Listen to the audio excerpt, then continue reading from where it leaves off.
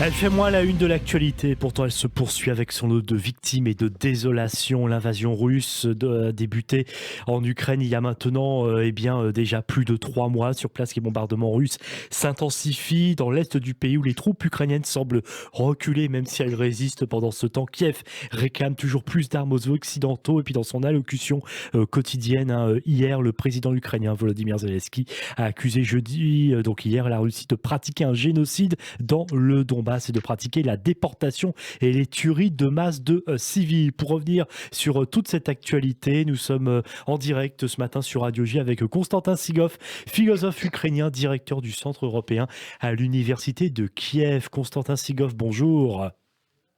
Bonjour. Merci d'être avec nous en direct sur Radio J. D'abord, il faut rappeler que vous êtes actuellement en Ukraine. Alors, où précisément et quelle est la situation là présentement à l'heure où on se parle, Konstantin Sigov?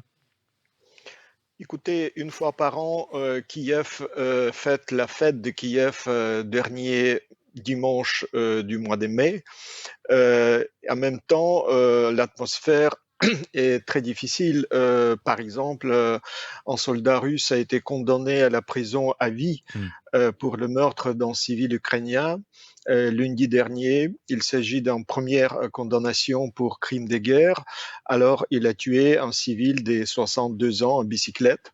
Et nous avons encore déjà 11 crimes de guerre enregistrés et recensés par les autorités. Donc nous sommes au début de la justice internationale et je crois que traduction en justice, c'est une des choses que réclame Kiev aujourd'hui. Les combats dans l'Est ont atteint une intensité maximale selon Kiev. Est-ce qu'aujourd'hui la Russie, petit à petit, est en train de s'imposer? Est-ce qu'on est en train d'insister à un tournant dans ce conflit depuis plus de 3 mois? Écoutez, effectivement, la guerre devient encore plus dure à l'est et au sud. Il y a énormément de techniques russes qui sont là. Il y a encore plus des hommes et des chars transportés de la Crimée vers l'oblast de Kherson. Mhm.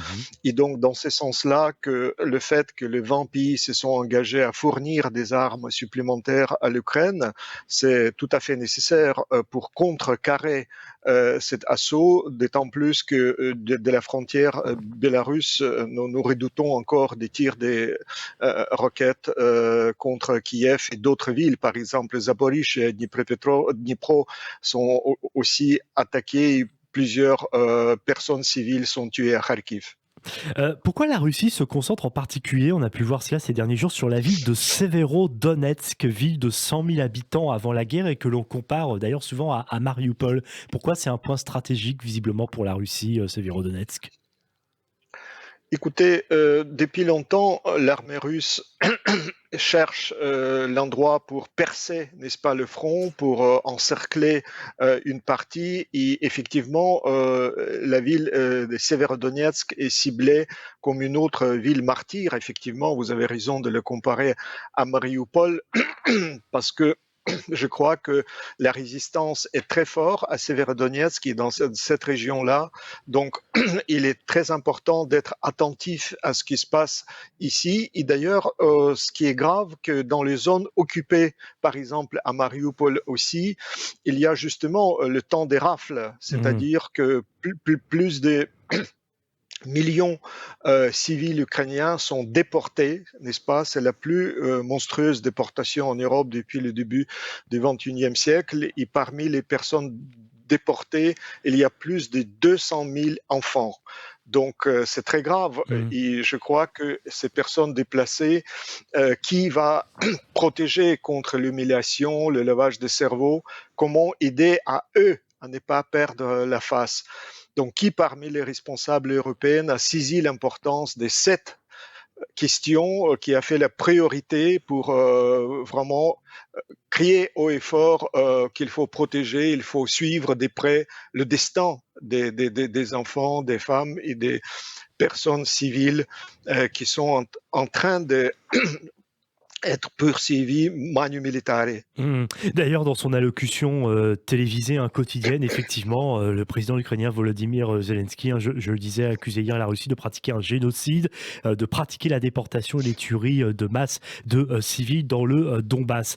Bien sûr, vous êtes philosophe ukrainien. Konstantin Sigov est directeur, je le disais, du Centre européen à l'université de Kiev. L'un des faits marquants, de la politique européenne ces derniers jours, c'est les demandes d'adhésion, de la Finlande et de la Suède à, l'OTAN. Quelle est votre analyse là-dessus? Est-ce que finalement on voit aujourd'hui quand même une Europe qui, alors on le sait avec la livraison d'armes, mais peut-être plus que jamais prend vraiment conscience de l'urgence, de la nécessité plus que jamais de soutenir l'Ukraine?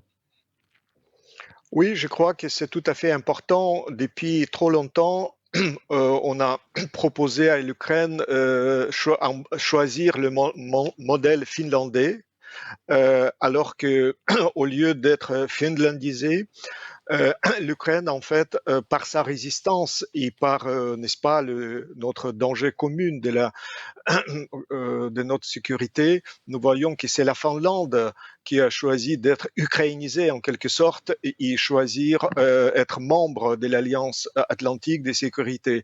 Encore une fois, il s'agit de la défense des droits de l'homme Mmh.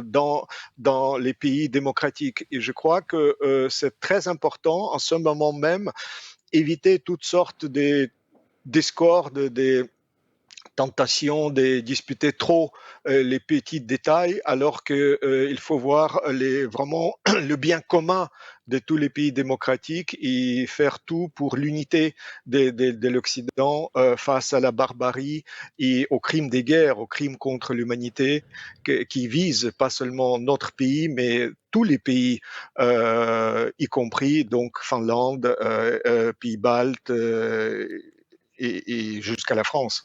Et justement, la France, comment trouvez-vous sa position actuellement? La trouvez-vous toujours mesurée, très engagée en faveur de l'Ukraine? On sait que des soldats blessés ukrainiens, c'est l'une des dernières informations de ces dernières heures, de ces derniers jours, c'est voilà, qui peuvent être des soldats ukrainiens blessés peuvent être soignés en France. Est-ce que voilà, vous trouvez que la France en fait assez aujourd'hui en faveur de l'Ukraine?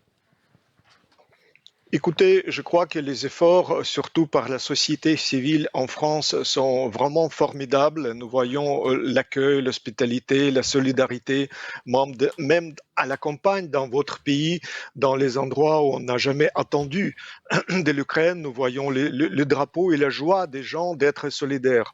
Euh, Aussi, on peut constater qu'effectivement, la France fait beaucoup pour l'unité des pays de l'Union Mmh. européenne, d'être solidaire par rapport à la défense de l'Ukraine.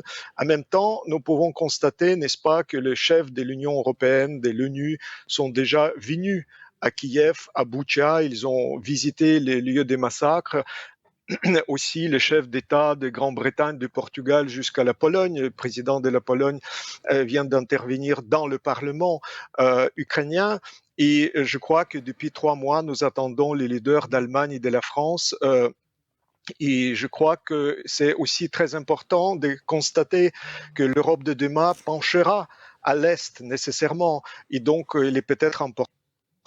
Les grands pays d'Europe ne vont pas être en retard par rapport aux gens.